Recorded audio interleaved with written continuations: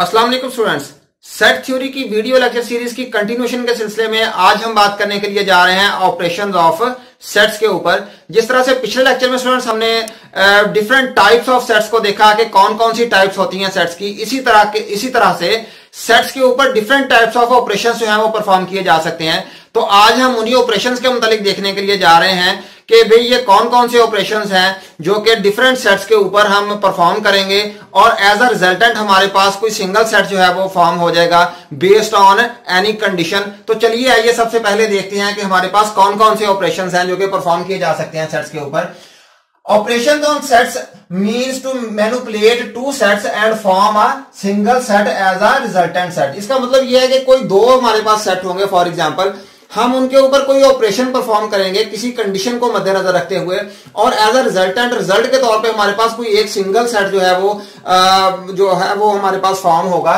तो कौन कौन से ऑपरेशन हैं? Basic operation on sets are, first of all हमारे पास यूनियन ऑफ सेट्स है कि सेट्स का कैसे यूनियन लिया जाता है। इसी तरह से इंटरसेक्शन ऑफ सेट्स यानी कि सेट्स का इंटरसेक्शन कैसे लेना है। फिर इसके बाद कॉम्प्लीमेंट्स ऑफ सेट्स कैसे लेना है। इसके बाद कार्टेशियन प्रोडक्ट ऑफ सेट्स कैसे लेना है। और सबसे एंड पे हमारे पास क्या है?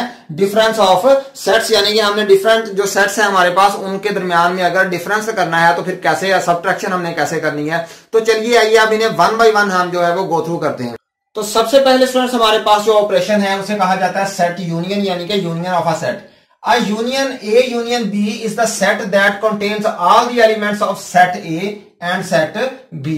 यानी कि अगर फॉर एग्जांपल हमारे पास दो सेट्स हैं, एक सेट A है और दूसरा सेट B है, दोनों के डिफरेंट एलिमेंट्स हैं, तो हमारा A यूनियन B क्या आएगा कि हम A के भी तमाम वाले एलिमेंट्स लिख लेंगे और B के भी तमाम वाले एलिमेंट्स लिख लेंगे, लेकिन अगर बीच में कोई रेपिटेशन हो रही है दोनों को मिलाने से तो उसे हम खत्म कर देंगे, रेपिटेशन नहीं करेंगे बल्कि सिर्फ एक बार उस एलिमेंट को लिखेंगे। जिस तरह से फॉर एग्जांपल हमारे पास है 1 2 3, हमारे पास A सेट है और B सेट हमारे पास क्या है 8 9 और 10। तो हमारा आंसर क्या आ रहा है? A union B is equal to 1 2 3 8 9 और 10। फॉर एग्जांपल इनके दरमियान में अगर डुप्लीकेशन होने का खतरा हो, जिस तरह से हमारे पास है B इज इक्वल टू अगर हमारे पास 3 और 8 हो, तो फिर अब हमारा A यूनियन B क्या आएगा?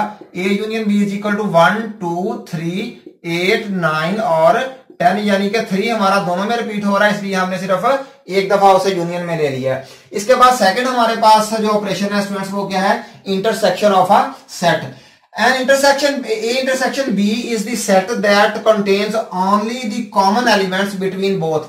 यानी कि हमारे पास फॉर एग्जांपल दो अगर सेट्स हैं, एक सेट A है और दूसरा सेट B है, तो उनका इंटरसेक्शन हम इस तरह से लेंगे कि दोनों में A सेट में भी और B सेट में भी जो कॉमन एलिमेंट्स होंगे सिर्फ उन्हें ही हम जो है वो थर्ड रिजल्टेंट जो है वो हमारे पास सेट बनेगा।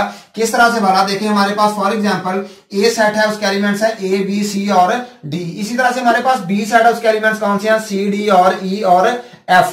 तो हमारे पास देखिए दोनों में कॉमन एलिमेंट्स कौन से हैं? C D इधर भी कॉमन है और इधर भी कॉमन है। अब हमारा जो इंटरसेक्शन वाला यहाँ पे जो बनेगा E इंटरसेक्शन B, उसमें कौन से? वही दो एलिमेंट्स आएंगे जो दोनों में कॉमन है। अगर फॉर एग्जांपल स्टूडेंट दोनों में कोई भी कॉमन ना हो तो हमारा A इंटरसेक्शन B वाला जो हो क्या बनेगा? फिर एम्प्टी सेट बनेगा, यानी कि 5 से उसे जाहिर किया जाएगा। इसके बाद नेक्स्ट हमारे पास सेट कॉम्प्लीमेंट की बात करते हैं कि सेट का कॉम्प्लीमेंट क्या होता है।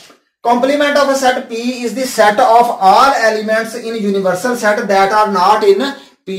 यानी कॉम्प्लीमेंट उसके उलट होता है कि हमारे पास फॉर एग्जांपल एक सेट है, उसमें जो भी एलिमेंट है, जो भी उसके अंदर एलिमेंट है, तो जो उसका कॉम्प्लीमेंट सेट होगा, जो उसका रिजल्टेंट कॉम्प्लीमेंट सेट बनेगा, उसमें कोई भी वो एलिमेंट नहीं होगा जो उस सेट के अंदर है। फॉर एग्जांपल हमारे पास यहाँ पे देखें, हमारे पास P जो है वो एक सेट है जिसमें 1 2 और 3 है और हमने क्या अज्यूम किया है? If P is a natural number set. अगर ये नेचुरल नंबर का सेट है जो P हमारे पास सेट है, तो इसका जो P कॉम्प्लीमेंट बनेगा वो क्या बनेगा? 3 से आगे, क्योंकि 1 से नेचुरल नंबर शुरू होते हैं, तो 3 से आगे हम 4 5 6 ऑन एंड जहां तक भी हमारे जो एलिमेंट्स हैं वो क्या बन जाएंगे? P का कॉम्प्लीमेंट बन जाएगा। और प्रॉपर्टीज ऑफ हमारे पास कॉम्प्लीमेंट्स की क्या होती हैं? P union P complement students जो है वो किसके बराबर होता है? यूनिवर्सल सेट के बराबर होता है। इसी तरह से P इंटरसेक्शन P कॉम्प्लीमेंट किसके बराबर होता है?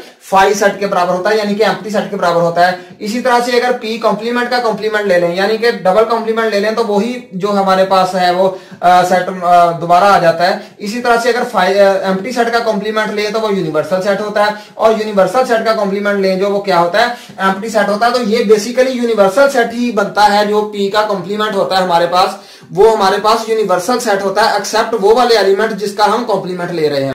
इसके बाद स्टूडेंट्स हमारे पास नेक्स्ट ऑपरेशन है Cartesian product of a set. The Cartesian product of a set A and B is the set of all ordered pairs A, B. यानी कि हमने हमारे पास दो सेट्स है ना अगर स्टूडेंट्स, तो हमने दोनों को मिला के उनके ऑर्डर पेयर्स बनाने हैं। किस तरह से इसे डिनोट कैसे किया जाता है, ए मल्टीप्लाई बाई बी। किस तरह से बनाना है, इसे हम सेट बिल्डर फॉर्म में अगर फॉर एग्जांपल इसे इस फॉर्म में अगर जाहिर करें तो ए मल्टीप्लाई बी किस तरह से होगा, हमारे पास हमेशा हम क्या बनाएंगे, उसके पेयर्स बनाएंगे और उसमें ए जो है, ये वाला ए जो है ये किससे पहले सेट से बिलोंग कर रहा होगा यानी कि ए से। इसी तरह से बी जो है ये किससे बिलोंग कर रहा होगा, ये दूसरे सेट से बी से बिलोंग कर रहा होगा। तो इसकी एग्जांपल इस तरह से है कि ए अगर फॉर एग्जांपल हमारे पास सेट है जिसके एलिमेंट्स हैं 1 और 2 और बी हमारे पास एलिमेंट है जिसके दो एलिमेंट्स हैं बैट और रैट। तो अब अगर फॉर एग्जांपल हमने इसका ए मल्टीप्लाई बाई बी या ए कार्टेशियन प्रोडक्ट बी लेना है तो इस ए को पहले इसके साथ कॉम्बिनेशन बनाया 1 और बैट, फिर ए 1 को रैट के साथ कॉम्बिनेशन बनाया। इसी तरह से हमने जो है 2 को फिर किसके साथ बनाया, बैट के साथ, और फिर 2 को दोबारा रैट के साथ हमने यहाँ पे जो है इसका कॉम्बिनेशन बनाया।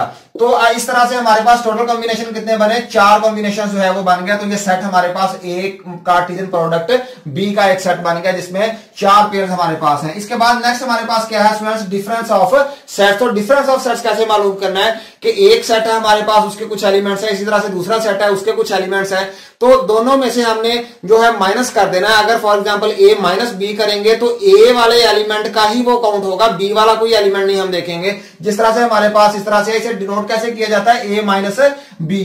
ए difference B is the set which has elements of A but no element of B. जिस तरह से हमारे पास ए है 1 2 3 और बी क्या है 2 3 और 4। अगर हम a माइनस बी करेंगे तो हम सिर्फ इसके एलिमेंट्स देखेंगे, वो वाले जो इसके अंदर नहीं है। फॉर एग्जांपल कौन सा एलिमेंट है इसका जो इसके अंदर नहीं है, वो 1 है, 1 एलिमेंट सिर्फ, तो हमारे पास रिजल्टेंट a माइनस बी के आ गया 1। अगर हम फॉर एग्जांपल b माइनस ए करते तो फिर हमने क्या देखना था, फिर हमने सिर्फ इसके एलिमेंट्स देखने थे जो इसके अंदर नहीं है, तो फिर हमारा यहाँ पे क्या आना था, 4 आ जाना था। अब नेक्स्ट फॉर एग्जांपल यही हमारे जो है स्टूडेंट्स वो ऑपरेशंस हैं। मैंने सोचा कि यहाँ पे कार्डिनैलिटी का एक दफा आपको थोड़ा सा बता दूं कि कार्डिनैलिटी ऑफ सेट क्या होती है। कार्डिनैलिटी ऑफ ए सेट होती है कि उस सेट में टोटल नंबर ऑफ एलिमेंट्स कितने हैं, counting the total number of elements of A set is called the cardinality. For example हमारे पास एक सेट है जिसके एलिमेंट्स है 2 3 4 और 5।